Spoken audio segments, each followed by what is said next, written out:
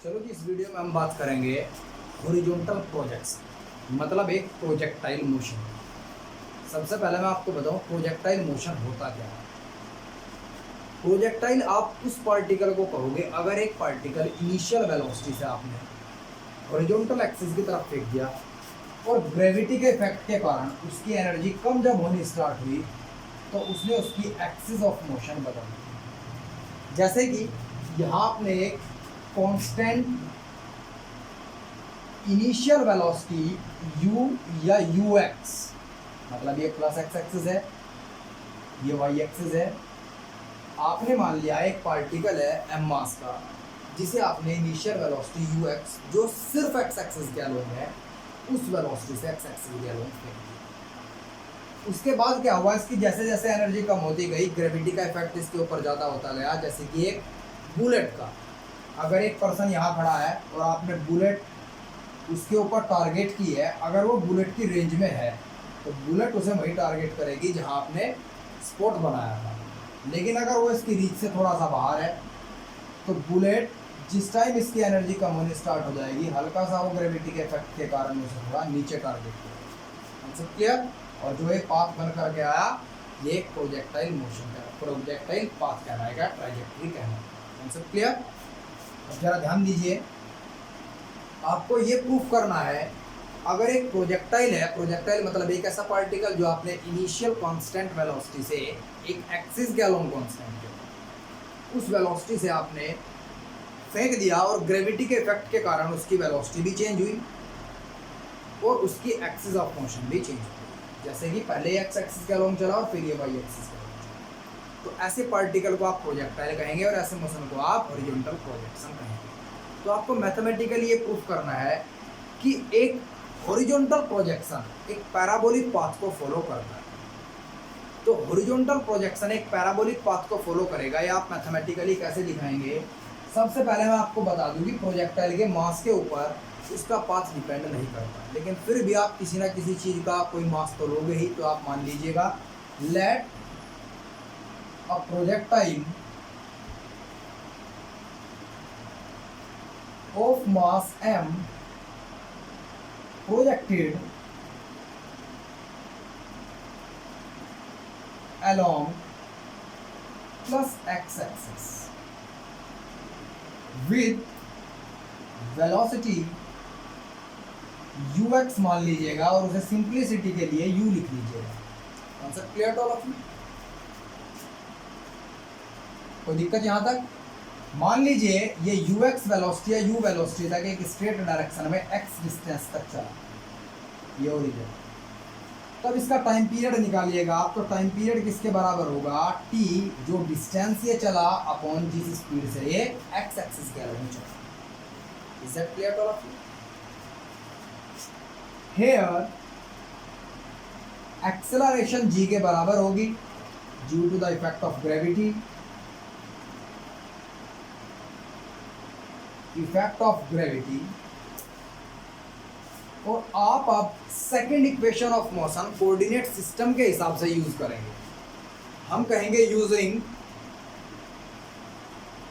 आप लिखते थे सेकेंड इक्वेशन ऑफ मोशन को s is equals to ut plus half at का स्क्वायर, लेकिन कोऑर्डिनेट सिस्टम में इसको आप क्या लिखते हैं, y minus y not coordinate of origin, और ये फाइनल कोऑर्डिनेटर दोनों के बीच का डिस्टेंस क्या होगा, चेंज ऑफ डिस्टेंस, जो denoted by s in this equation. Concept clear?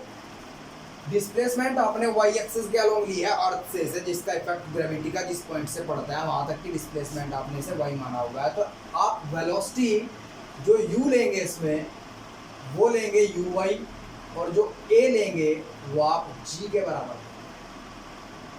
Concept clear to all of you? अब आप एक चीज देखिएगा, मैंने इसे इनिशियल वेलोसिटी दी थी x एक्सिस के अलोंग, तो uy की वैल्यू किसके बराबर हो जाएगी, 0 के बराबर।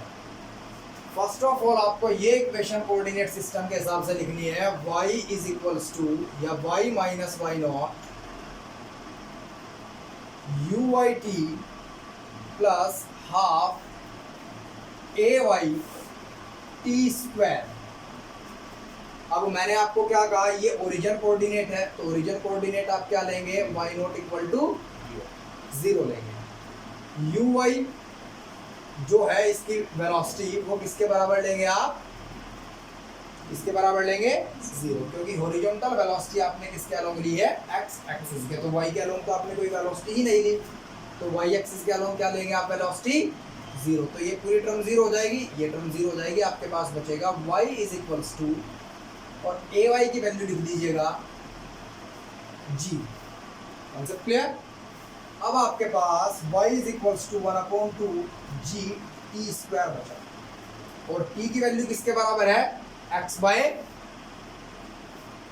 u के बराबर, तो x square upon u square into g. Concept clear. इतना आप सभी को पता है कि जो g की वैल्यू होती तो वह एवरेज वैल्यू है 9.8 मीटर पर सेकेंड स्क्वायर, लेकिन फिर भी उसकी मैक्सिमम और मिनिमम वैल्यू 9.8 मीटर पर सेकेंड स्क्वायर के आसपास ही लाइज करती है, तो हम क्या मान लेते हैं, g a constant on the surface of किसी एक पर्टिकुलर हाइट तक, लगभग 8.4 किलोमीटर। ठीक है जी।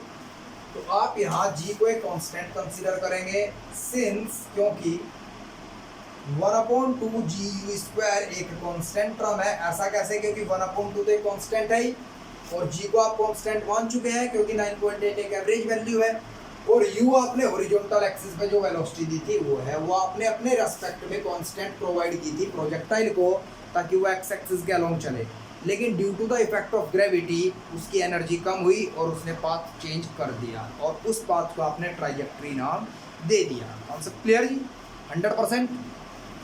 तो इसे आप एक कांस्टेंट मान लीजिएगा के, कांस्टेंट। जब ये टर्म कांस्टेंट हो गई तो आप लिखेंगे y is equals to k x square, and you are the student of physics, आप लोगों को पता है कि y directly proportional to x square is the equation of parabolic path. तो हैंस प्रूव्ड कि एक projectile on the horizontal projection एक पैराबोलिक पाथ को फॉलो करता है। कॉन्सेप्ट क्लियर जी। इसके बाद अभी नेक्स्ट वीडियो में मैं आपको बताऊंगा आप टाइम ऑफ फ्लाइट पार्टिकल का, कितनी देर तक वो हवा में रहा, किस तरीके से निकाल सकते हैं, उसकी मैक्सिमम रेंज कितनी दूर तक होगी, उसकी हॉरिजॉन्टल रेंज कितनी दूर तक होगी, किस एंगल पर अगर आप उसे फेंकेंगे वो एंगुलर प्रोजेक्शन में चला जाएगा, कि किस एंगल पर आप फेंक दे वो एंगुलर प्रोजेक्शन होगा। मतलब पहले आपने उसे एक एक्सिस के अलोंग फेंका था, फिर वो दोबारा उसी एक्सिस के अलोंग आया ग्रेविटी के इफेक्ट के कारण। इसमें आप निकालेंगे किस रेंज तक आपको पार्टिकल फेंकने के लिए किस एंगल पर रखना है, किस एंगल पर मैक्सिमम रेंज होगी, कितनी देर तक ये हवा में रहेगा, एक्सेट्रा। ठीक है जी।